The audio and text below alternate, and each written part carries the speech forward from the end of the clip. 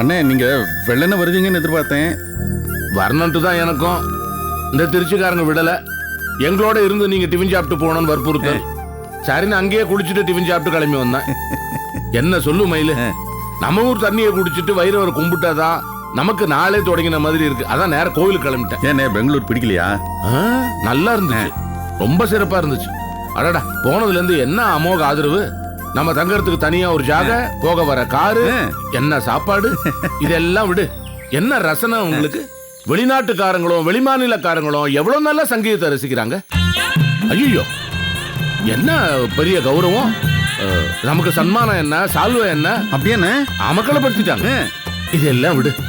என்ன ரசிப்பு தன்மை, என்ன ராகங்கள், அபூர்வ ராகங்களா தேடி கேட்கறாங்க. இது எங்களுக்கு வாசிங்க அப்படின்னு. சங்கீதக்காரனுக்கு என்னையா வேணும்? நமக்கு அங்கீகாரமும் பாராட்டுவதும் தான் வேணும். அது நிறைய கிடைச்சதுங்க. எனக்கு மனசுல இருந்த ஒரே குறை நீ என் கூட இல்ல, அது ஒண்ணுதான். அது ஒரு பெரிய இழப்பு தான். விடுங்கண்ணே, அடுத்ததான் நீங்க போறப்ப கண்டிப்பா உங்க கூட நான் வருவேனே. நிச்சயமா வரத்தான் போறேன், உன் வாக்கு சத்தியம். ஏன்னா இந்த முறை அவங்க ரசிக்கிறத பார்க்கும்போது தொடர்ந்து அவங்க நம்மளை கூப்பிடுவாங்க. இதுல இருந்து நாம அடுத்த கட்டத்துக்கு உயர்வோம்னு நினைக்கிறேன். நிச்சயமா நான் அன்னைக்கு நீங்க கிளம்பும்போது நான் சொன்னேன்ல, அடுத்த நம்மள தான் கூப்பிடுவாங்கன்னு. ஆண்டவனே,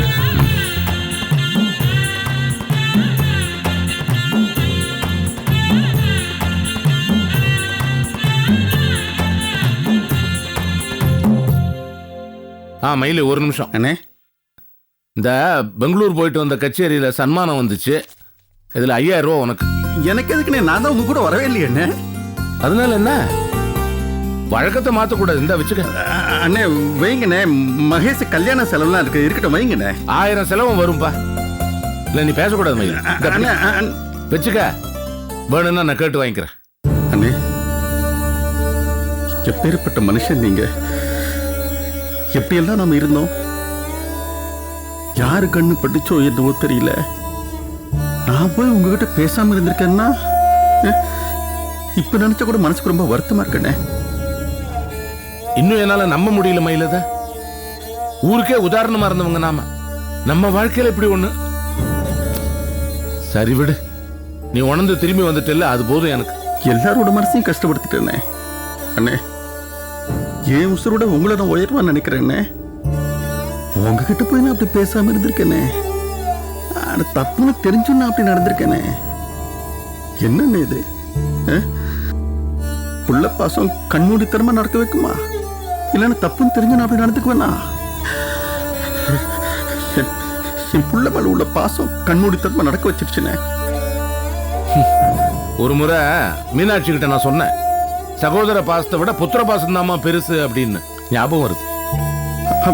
அவன் செய்யறது தப்புன்னு தெரிஞ்சும் யோசனை பண்ணாம நான் பாட்டுக்கு தப்பா நடந்துக்கிட்டேனே நானு. மகாபாரத கதை தெரியுமில்ல? பாரத போர்ல பேரழிவு ஏற்பட காரணம் என்ன தெரியுமா? திருதராஷ்டிரா அவங்க பசங்க மேல வச்ச அளவு கடந்த பாசம் தான். துரியோதனம் பண்றது தப்பு தெரிஞ்சும் கூட அவனை கண்டிக்காம விட்டா மத்தியா, அதுதான் கடைசியில என்னாச்சு? பிள்ளைங்களையே இழக்க முடியுமா ஆயிப்போச்சு. சக்கரவர்த்தி வாழ்க்கையிலேயே அப்படின்னா சாமானியா நம்ம வாழ்க்கை ஏமாத்திரம். ஆமாண்ணே. தவறு, பிள்ளைங்க கிட்ட பாசம் இருக்கணும், கூடவே கண்டிப்பும் இருக்கணும். சின்ன குழந்தைகளுக்கு வியாதிக்கு கசப்பு மருந்து கொடுக்கலையா, அதே மாதிரி கண்டிப்பும் கூட காட்டணும். இல்லைன்னா பசங்க உருப்படாம போயிருவாங்க. அண்ணே, அவன்கிட்ட இதெல்லாம் சொல்லவே எனக்கு என்னவோ தயக்கமா இருக்குண்ணே. அவன் முகமும் அவன் மொழியும் அவன் கிட்ட நெருங்கவே நான் யோசனை பண்றேன்னே. நான் ஏதாவது சொல்ல போய் அவன் மனசு சங்கடப்பட்டு பரம்பரை சாமா அவன் மேல விடிஞ்சிருப்போன்னு பயமா இருக்கு. இல்ல இல்ல இல்ல, அப்படிலாம் எதுவும் நடக்காது, விடு. நான் அவனை பாண்டிக்கு புத்தி சொல்லி கண்டிக்கிட்டுமா அவனை? வேண்டாம் வேண்டாம் வேண்டாம், அவசரப்படாத. இப்ப நம்ம கூப்பிட்டு அவனை கண்டிச்சோம்னா பிடிவாதம் அதிகமா போய் இன்னும் மோசமா போயிடும். மெல்ல மெல்ல தான் திருத்தணும். இப்ப அவன் போக்கிலேயே அவனை விட்டு பிடிப்போம்.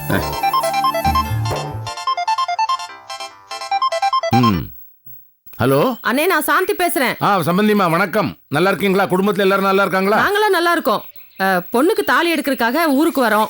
நீங்களா குடும்பத்தோட கண்டிப்பா வரணும். அதை சொல்றதுக்காக தான் ஃபோன் பண்ணேன். ரொம்ப சந்தோஷம். மீனாட்சி கிட்ட சொல்லிடுறேன். தாலி எடுக்க எப்போ வர போறீங்க? நாளைக்கு வரோம். அப்படியா? சம்பந்தியமா வணக்கமா, மயில் பேசுறேன். எப்படி இருக்கீங்க? சொல்லுங்கண்ணே, நான் சாந்தி பேசுறேன். நல்லா இருக்கீங்களா? நல்லா இருக்கேங்க. என்ன விசேஷம்? நாளைக்கு தாலி எடுக்க வரோம், அதுக்காக தான் ஃபோன் பண்ணேன். அப்படிங்களா? நாளைக்கா? வெள்ளிக்கிழமை நாளைக்கு தான் நாங்களும் முகூர்த்த கால் நடலான்னு இருக்கோம். நல்லதா போச்சுங்க, நீங்களும் வந்து கலந்துக்குங்க. அப்படியாண்ணே, நாங்களாம் கண்டிப்பா வந்துடுறோம். நல்ல விஷயங்கள்லாம் ஒன்னா நடக்குது பாத்தீங்களா? முகூர்த்த கால் நட்டுற ஃபங்க்ஷன் முடிஞ்சோடனே நம்மளாம் அப்படியே தாலி வாங்க போயிடலாம். நல்லதுங்க, ஒரு நிமிஷம் அண்ணன்ட்டு கொடுக்குறேன். வேற ஏதாவது தகவல் இருக்காமா? வேறெல்லாம் ஒன்றும் இல்லைண்ணே. செல்வரங்கன் தான் கொஞ்சம் கோவமா இருக்கான்.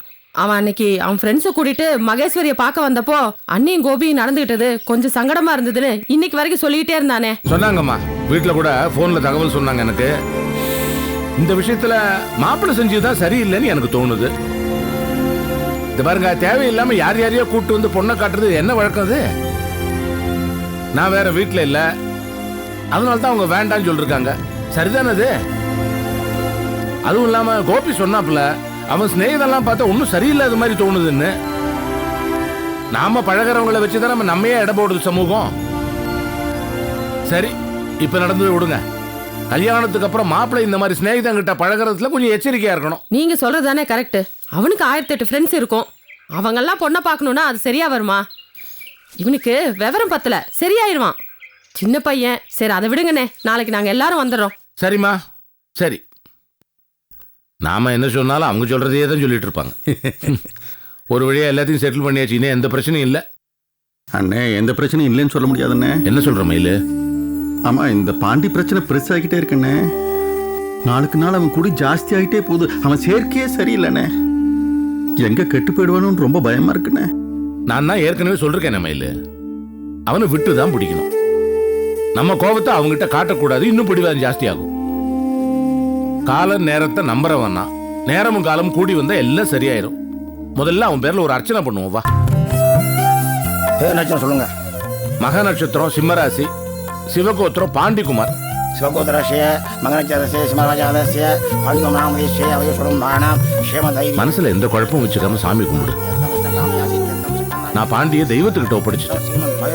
தெய்வம் தன்னை நம்புறவனை கைவிடாது. இனி அவன் சாமி புள்ள.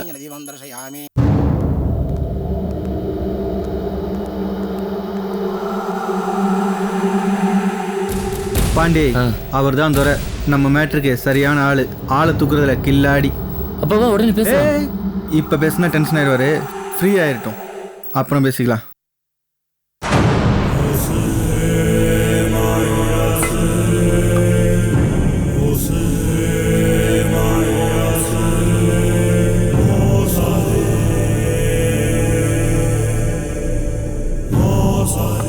துரண்ணே, ஏய் இங்க வா. ஏய் வா வா வா. வணக்கண்ணே. வணக்கண்ணே. இவன் தான் என் ஃப்ரெண்டு பாண்டினே. உங்களால இவனுக்கு ஒரு வேலையாகணுண்ணே. என்னப்பா? ஒரு பொண்ணை தூக்கி வந்து தாலி கட்டணுண்ணே. போட்டோ கொண்டு வந்திருக்கியா? இருக்குண்ணே. கொண்டா. என்னங்கண்ணே? வெளியேறு நல்லா தான் இருக்கா. அது சரி, யாரு உன் லவரா? இல்லங்க, என் முறை பொண்ணு. என்னது முறை பொண்ணா? சோக்கடிக்கிற? இல்லண்ணே, நிஜமாவே அது இவனோட முறை பொண்ணு தான். அப்படியே கடத்துற? கூப்பிட்ட வர போறான்ல, அதான் சிக்கல். அதான் உங்களை தேடி வந்திருக்கோம். கேள்வி மேல கேள்வி கேட்குறீங்களா? பாரு, ஒரு விஷயத்துல இறங்குறதுக்கு முன்னாடி எவ்வளவு சிக்கல் இருக்கு தெரியுமா? எல்லா விஷயம் டீட்டெயிலா தெரிஞ்சுக்கணும். இதுல எவ்வளவு ரிஸ்க் இருக்கு தெரியுமா? சரி, பணம் எடுத்து வந்திருக்கியா? உங்க ரேட் எவ்வளோன்னு சொல்லுங்கண்ணே. ஒரு பொண்ணை கடத்துறது சாதாரண இல்ல, அதுக்கெல்லாம் செலவு அதிகமாகும். எவ்வளோன்னு சொல்லுங்க. 1 லட்சம் தான் ஆகும். அவ்வளோலாம் முடியாதுங்க. என்னையா நீ 1 லட்சம் கேட்டா கொடுக்க முடியல, அந்த பொண்ணை வச்சு எப்படியா வாழ போற? உன்னெல்லாம் பார்த்தா பாவமா இருக்கு. கட்டிக்கு போற முறை பொண்ணை கடத்திட்டு வந்து கல்யாணம் பண்ற ஒரே ஆள் நீதாயா. சரி, அதுல பாஜாதி கூட மேட்டரை முடிச்சு கொடுக்குறேன். ஐயோ, அவ்வளோலாம் முடியாதுண்ணே. ஏய், என்னையா வாசு பேசுறான்? விட்டா சும்மா முடிச்சு சொல்லுவான் போல இருக்கு. டென்ஷன் ஆகாதீங்கண்ணே, அவனுக்கு இதை பத்திலாம் எதுவும் தெரியாது. எங்களுக்காக கொஞ்சம் குறைச்சிக்கோங்கண்ணே. மற்ற அரேஞ்ச்மெண்ட்ஸ்லாம் பக்காவா பண்ணிடுறோம். உங்களை நம்பி வந்துட்டோம். சரி, ஆனா நான் சொல்ற கண்டிஷனுக்கு நீ ஒத்து வரணும். என்ன கண்டிஷன்? இங்க பாரு, நீ யாரு என்ன வருவாங்க தெரியாது. கடத்தல் சாதாரண விஷயம் கிடையாது. அட்வான்ஸா 5000 ரூபா வாங்கி கூடியா, வேலையை முடிச்சு கொடுத்துட்றேன். சரிங்க. அடுத்து உன் பிளான்ல ஏதாவது சிக்கல் வந்து பிளான் ஃபெயிலியர் ஆனா அட்வான்ஸ் பணம் கிடைக்காது. இது என்ன அநியாயமா இருக்கு? ஏய், கடத்தல் என்ன சாதாரண நினைச்சிட்டியா? சிக்குனா 15 வருஷம் நான் தாண்டா உள்ள போகணும். இல்லண்ணே, அவளை சக்சஸ்ஃபுல்லா கடத்தி நான் கல்யாணம் பண்ணா போதுண்ணே. நான் நீங்க கேட்ட படம் சரி தந்துடுறேன். சரி, நான் கேட்ட பணம் 5000 ரெடி பண்ணி கொண்டு வா. நல்லபடியா முடிச்சு தரேன். போ போ, வரண்ணே. கிளம்பு கிளம்பு.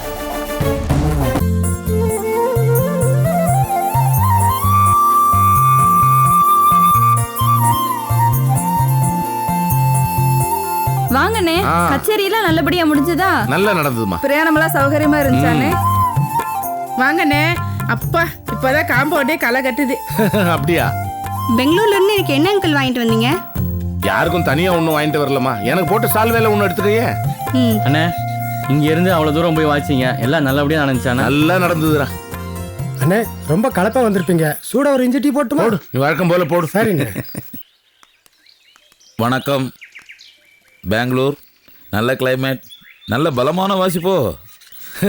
எங்க நீங்க கண்ணில் படலையேன்னு பார்த்தேன், பட்டுட்டீங்க. வழக்கமா கேட்கறபடி கேட்டீங்க, நல்லா இருந்துச்சு.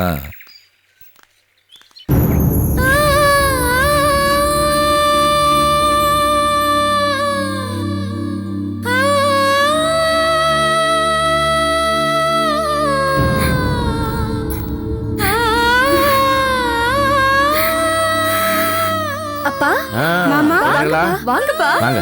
குடுங்கப்பா. அண்ணே எப்படி இருக்கீங்கண்ணே? நல்லா இருக்கேம்மா.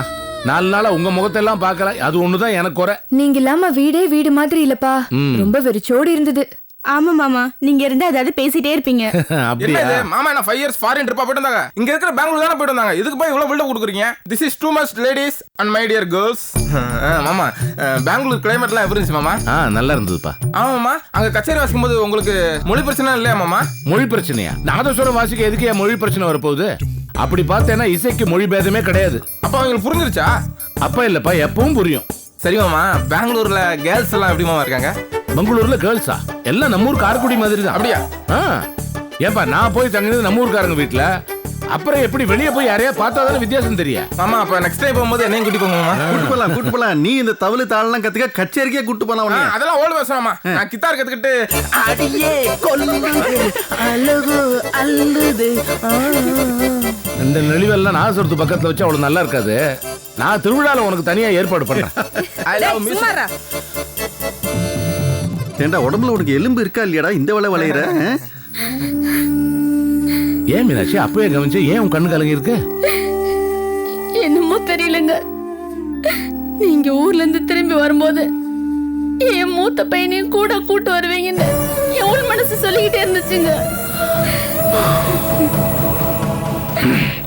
வந்துருவாம்மா, எப்படி வந்துருவான்? அப்பா, உனக்கு என்னம்மா? அப்பா, நீங்க இல்லாத சமயத்துல எனக்கு எதுவுமே ஓடலப்பா. ரொம்ப வெறுமையா இருந்துச்சு.